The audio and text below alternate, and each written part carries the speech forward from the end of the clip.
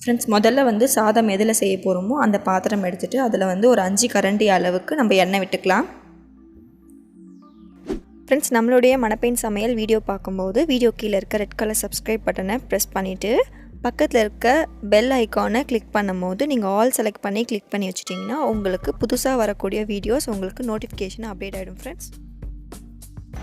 அடுத்தபடியாக 1 ஸ்பூன் அளவுக்கு சீரகம், அடுத்து பார்த்திங்கன்னா ஒரு 6 வெங்காயம் வந்து நல்லா பொடியை நறுக்கி ஆட் பண்ணிக்கோங்க.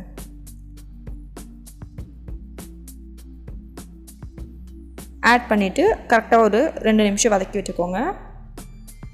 அடுத்து பார்த்திங்கன்னா 2 பல், அதாவது வந்து 2 முழு பூண்டு இருக்குது இல்லையா, அதை ஃபுல்லாக உரித்து அதை லைட்டாக இடிச்சுக்கோங்க. ஒன்றும் பாதியமாக இடித்து அதை வந்து வெங்காயம் நல்லா வதங்கின பிறகு அதில் ஆட் பண்ணிக்கோங்க.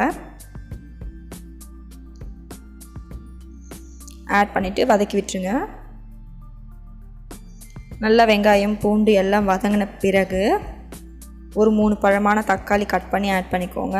ஆட் பண்ணிவிட்டு கூட கொஞ்சமாக உப்பு சேர்த்துட்டு கருவேப்பிலை ஒரு கொத்து உருவி சேர்த்துக்கிட்டு நல்லா வதக்கி விட்டுருங்க. நல்லா தொக்கா வந்து வதங்கணும் நம்மளோட தக்காளி வெங்காயம். நல்லா வதங்கின பிறகு சிட்டிக்கு மஞ்சள் பொடி சேர்த்துக்கோங்க. அப்புறமேட்டு கத்திரிக்காய் எந்த அளவுக்கு உங்களுக்கு காய்கறி வேணுமோ அந்த அளவுக்கு நீங்கள் சேர்த்துக்கலாம். நல்லா ஃப்ரெஷ்ஷான கத்திரிக்காவை நல்லா நீட்டுவாக்க கட் பண்ணி ஆட் பண்ணிக்கோங்க. அடுத்து உருளைக்கிழங்கு வந்து ஒரு 2 உருளைக்கிழங்கு நல்லா கட்டமாக கட் பண்ணி ஆட் பண்ணிக்கோங்க.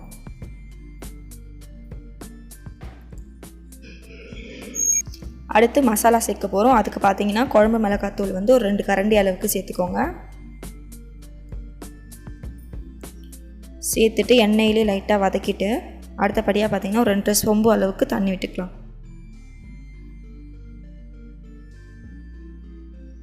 இப்போ இது கொதிக்கட்டும். கொஞ்சமாக வந்து தேவையான அளவு உப்பு சேர்த்துக்கோங்க. சேர்த்துட்டு நல்லா கொதிக்க விட்டுடலாம்.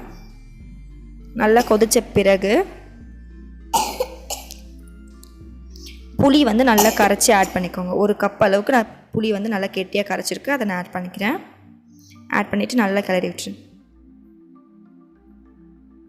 அடுத்து பார்த்திங்கன்னா அரிசி 3/4 படி எடுத்துருக்கோம்னா அதில் 1/4 படி அளவுக்கு பருப்பு சேர்த்து ஊற வச்சுருக்கேன். அதை வந்து நல்லா கழுவிட்டு நம்ம கொதிக்கிற குழம்புல வந்து அதை ஆட் பண்ணிடலாம். அப்புறம் தாளிக்க போகிறோம்.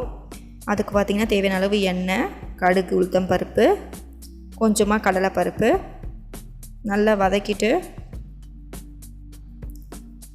அடுத்து காஞ்ச மிளகாய் கிள்ளி போட்டுக்கோங்க. அடுத்து கூடவே பார்த்திங்கன்னா கருவேப்பிலையும் சேர்த்துக்கோங்க. சேர்த்துட்டு நல்லா பொரிஞ்ச பிறகு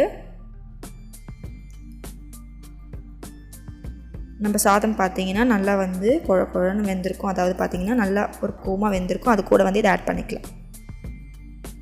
நம்ம தாளித்து வச்சுருக்கோம் இல்லையா, அதை வந்து இதை ஆட் பண்ணிடுங்க. ஆட் பண்ணிவிட்டா நம்மளோட சாதம் வந்து ரெடி ஆகிடும். ஃப்ரெண்ட்ஸ் கண்டிப்பாக வீட்டில் ட்ரை பண்ணி பாருங்கள். மறக்காமல் நம்ம சேனலை சப்ஸ்கிரைப் பண்ணிவிடுங்க. பக்கத்தில் இருக்க பெல் ஐக்கானையும் ப்ரெஸ் பண்ணிவிட்டு லைக் பண்ணுங்கள், ஷேர் பண்ணுங்கள். வீட்டில் ட்ரை பண்ணி பாருங்கள். Bye friends.